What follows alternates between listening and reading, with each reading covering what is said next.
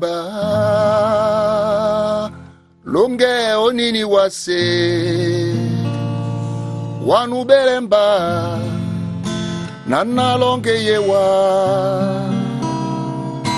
obolimba do obolamba bwa momini sonale yamba osesele pemba wanubolimba longe onini wase wanubelemba nana longe yewa obolimba do obolamba bwa momini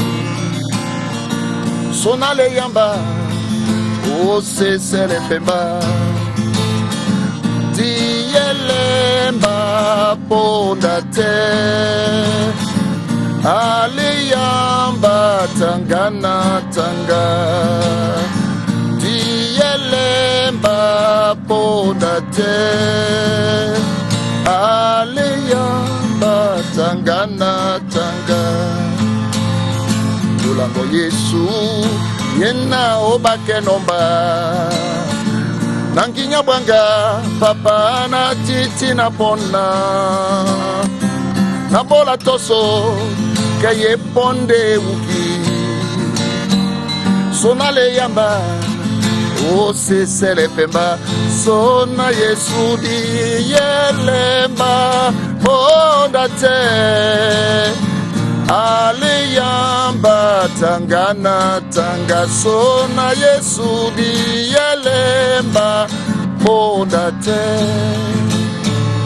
aliyamba tangana tanga. Et là, Dilemba, accompagne-moi. Ah, mais quelle merveille. Qu'est-ce qui nous donne du tonus pour aborder comme il se faut ce dimanche des rameaux. Révérend Toko Sandje, pasteur, chantre. Bonjour. Bonjour, Carrette. Bienvenue. Je suis à la maison, merci beaucoup. Vous êtes, comme à votre habitude, un chantre qui sait nous éveiller lorsqu'on est un peu endormi ou quelque peu timide sur ce plateau. Merci pour cette composition. Vous arrivez à faire cela comment? C'est Dieu qui inspire. Je me lève le matin, je me confie à l'Éternel. Dieu fait que je n'arrive pas vers lui sans aucune mélodie. Et parfois, il peut y avoir des mélodies nouvelles. Peut-être c'est des anciennes. Cette chanson, par exemple, a 18 ans. Ah ça. Elle a 18 ans. Et elle est aussi actuelle et elle est dansante. Et elle parle surtout de Dieu. Dilemba, accompagne-moi. Dilemba, accompagne-moi, oui. Voilà. Dilemba de la langue douala, Dilemba, accompagne-moi. Ouais. Et forcément, c'est l'Éternel qui doit nous accompagner. Oui, c'est lui. C'est lui que j'invoque à ce moment-là, parce que je dis bien que je suis veule, je ne suis rien. J'ai besoin de ta main protectrice. Dans un monde de méchants, dans un monde de ténèbres, j'ai besoin de sagesse, j'ai besoin de tout ce qui vaut et ce qui est important venant de toi pour m'accompagner. Et on a certainement besoin de cet accompagnement du Seigneur pour nous éclaircir, notamment dans tout ce qui se passe du côté des églises en ce qui concerne l'huile d'onction commercialisée dans certaines églises. Et on en parle avec vous, Révérend Toko Sandje, pasteur à la CMC, le Centre de Mission Chrétienne, paroisse de Yomabon, ici à Yaoundé. Alors, ce thème, huile d'onction, commercialisé dans les églises, est-ce que c'est un commerce d'arnaque ou une solution miracle? C'est déjà quoi l'huile d'onction? L'huile d'onction est préconisée d'abord dans la tradition juive. Quelle huile on utilise? C'est l'huile d'olive, précisément, celle qui est utilisée. C'est elle qu'on met dans la lampe pour allumer la lampe, parce qu'à l'époque, il n'y avait pas le gaz, il n'y avait pas le pétrole, c'est l'huile qu'on utilise. Et maintenant, elle devient utile dans la pratique de la prière. L'apôtre Jacques dit très bien, quelqu'un parmi vous est-il malade, qu'on appelle les anciens. Ceux-ci vont faire quoi? Vont loindre d'huile. Ils vont prier pour lui. Et la prière de la foi guérira le malade s'il a commis des péchés. Les fautes lui seront pardonnées. Mais nous vivons dans un monde aujourd'hui. Justement, parce qu'on a dit ils vont le oindre d'huile, mais on Oui, n'a pas dit ils vont lui vendre de l'huile oui. d'onction. On parle beaucoup de géopolitique aujourd'hui. Mhm. Il y a également à côté la géostratégique, dont un problème de rivalité de pouvoir. Nous sommes dans une guerre de pouvoir que je voudrais que les enfants de Dieu se tiennent pour dire que c'est un pouvoir et c'est une guerre mystique. Et dans cette guerre mystique, il y a des gens qui se tirent des ficelles, qui tirent les ficelles en bas et qui se font du beurre. Pourquoi? Parce qu'il y a des gens qui sont avilis et naïfs. Mhm. L'huile qu'on devait utiliser de manière gratuite est aujourd'hui vendue, commercialisée à l'église. Voilà pourquoi je dis aux enfants de Dieu, quand vous voyez ça, ça c'est le fruit du mauvais arbre. On va reconnaître l'arbre par son fruit. Tout à fait. Vous avez reçu gratuitement, vous devez donner Gratuitement. gratuitement. C'est vrai, Pasteur va dire qu'il achète l'huile. Mhm. Je n'en disconviens pas. Et elle Mais coûte d'ailleurs elle cher coûte cher, quand même. elle coûte cher. Mais il y a des âmes de bonne volonté qui donnent de l'argent pour acheter de l'huile. Cette huile peut servir de manière gratuite à ceux qui n'ont pas de moyens d'acheter de l'huile. Mais maintenant, je voudrais seulement Mais il n'y a même pas que l'huile, révérend Toko Sandjé, il y a de l'eau, du savon, plusieurs objets que l'on commercialise dans les Oui, églises. c'est parce qu'aujourd'hui, c'est du business. Voilà pourquoi je dis que les gens doivent comprendre comment le monde est en train d'évoluer. Mhm. Le monde évolue, l'Église aujourd'hui, s'il faut dire entre guillemets, ne fait pas exception. C'est la guerre des pouvoirs. Dans le pouvoir, on sent que celui qui l'exerce de manière physique doit avoir l'avoir. Et l'avoir, il y a deux avoirs. Il y a l'avoir de l'argent, Mhm. il y a l'avoir du pouvoir mystique. Oui. Et maintenant, on utilise l'avoir du pouvoir mystique pour se faire l'avoir matériel. Et c'est ce que beaucoup de gens utilisent. Parce que quand on parle même d'église, Carlette, l'église, c'est le corps de Christ. Il n'y a pas d'église sans Saint-Esprit. Une fois qu'on a le Saint-Esprit, il y a des pratiques qu'on fait quand c'est des cas d'extrême. Mhm. Je vais vous dire, par exemple, moi, je bénis de l'eau. C'est-à-dire, un frère est malade, je bénis cette eau qu'il boive. Ce n'est pas une eau qu'on voit. Mais pour entrer, sortir quelqu'un de cette pratique, qui ne s'attache pas à l'eau, parce qu'il croira plutôt à l'eau qu'à Dieu. Justement, et c'est là où le bas blesse, révérend Toko Sandjé, c'est dit que les chrétiens, aujourd'hui, certains s'attachent plus à ces produits-là, à cette eau, à cette huile d'onction, et en réclament même. Peut-être c'est pour ça aussi que le commerce va bon train. Oui, parce qu'on n'a pas la foi.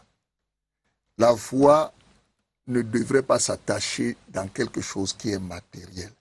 Il y a l'huile, il y a le sel, il y a blablabla. Il y a tellement de choses qui sont ce qu'on appelle des pratiques idolâtres. Quand on en est dans ce domaine, qu'on y est attaché, c'est de l'idolâtrie. On devrait s'attacher à quelqu'un qu'on ne voit pas. Parce que la foi est la ferme assurance des choses qu'on espère, mais pas pour des choses qu'on voit. On Des espère. choses matérielles. Oui.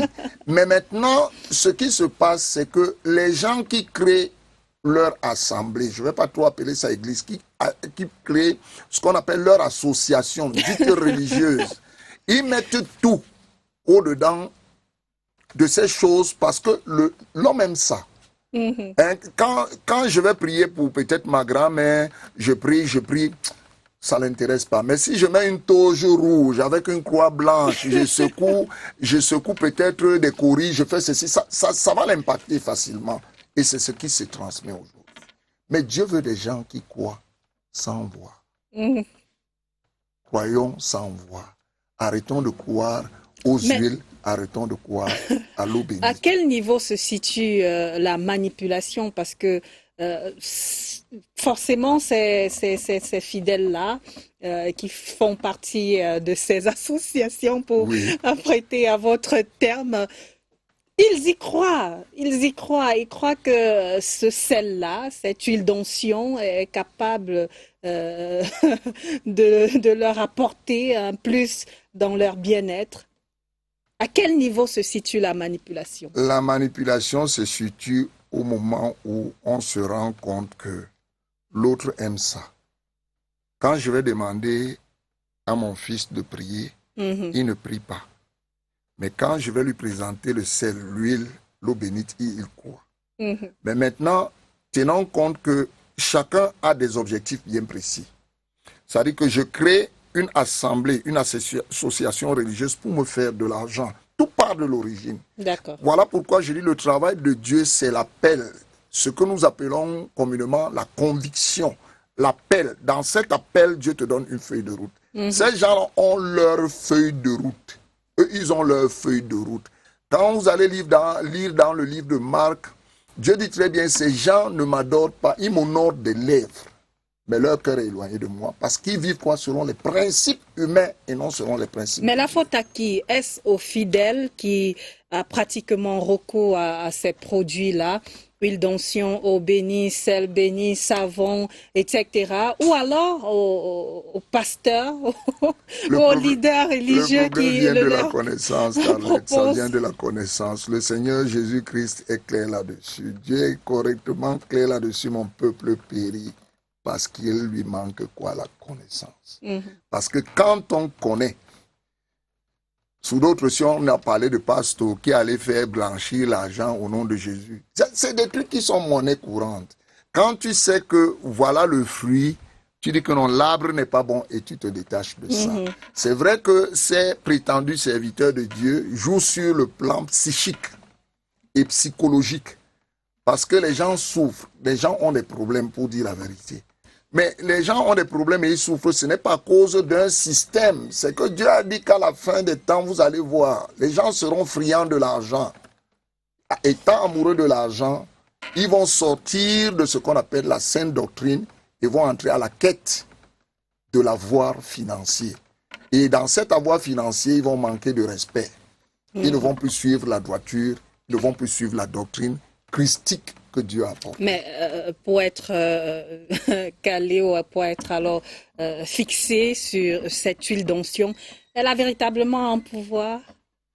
Ce n'est pas l'huile qui a C'est une solution miracle? Non, ce n'est pas une solution miracle. La solution miracle, c'est Jésus-Christ seul. D'accord. Jésus-Christ seul. Ok. Il est seul. Si vous regardez très bien dans les noces de Cana, il y a dans la tradition juive des vases pour la purification. Jésus enlève la purification de la tradition juive. Il apporte l'eau, le bain de la régénération qu'on appelle le baptême. Jésus a apporté sa donne. Suivons la donne de Jésus-Christ sans bifurquer, sans biaiser. Jésus a sa donne, il a sa logique, il a sa feuille de route pour aboutir à quoi? Le royaume éternel. Quel conseil alors pour sortir Je demande aux enfants de Dieu d'être très vigilants. Parce qu'il y a au milieu de nous des farceurs. De nous les serviteurs de Dieu, il y a des farceurs et il y a des loups ravisseurs. L'apôtre Pierre dit très bien, le diable rugit comme un lion prêt à dévorer. Mais ce n'est pas le lion de la brousse, c'est un esprit qui va capter l'attention des gens. Essayez de voir la grand-mère qui vend son manioc au village. Elle fait des petits paquets à Papa Sto. Papa Sto va carrément manger, il a sa petite enveloppe. La maman est complètement dans ce système-là, alors qu'il faut s'occuper peut-être de ses petits-fils que l'un de ses enfants a laissés. C'est vraiment désolant, mais nous vivons dans un monde où il y a des loups ravisseurs. Alors, merci pour cette édification, révérend Toko Sondji, pasteur, chancre et pasteur notamment au centre de mission chrétienne paroisse d'Oyomaban, ici à Yaoundé. Merci beaucoup. La suite de la journée, elle se traduira en quoi?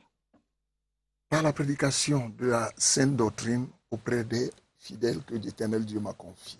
Alors, quand on sort de cet entretien avec encore l'une de vos délicieuses mélodies à la louange et la gloire de l'Éternel, on va poursuivre Cameroun Delight, entre-temps avec une autre prédication, une édification sur le récit de Luc, chapitre 19, verset 28, notamment, qui nous parle de la gloire qui prend racine dans l'abaissement, et c'est un enseignement du révérend pasteur Charles-Emmanuel Abolo au micro de Karine Alima, alors que après la chanson, la prédication, une fois encore dans cette édition de Cameroun Delight.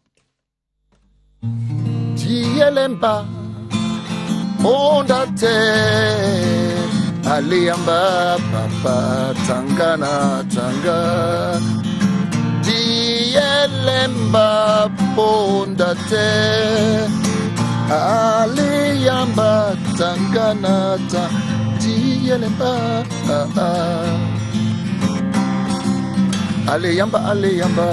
Aliyamba tangana tanga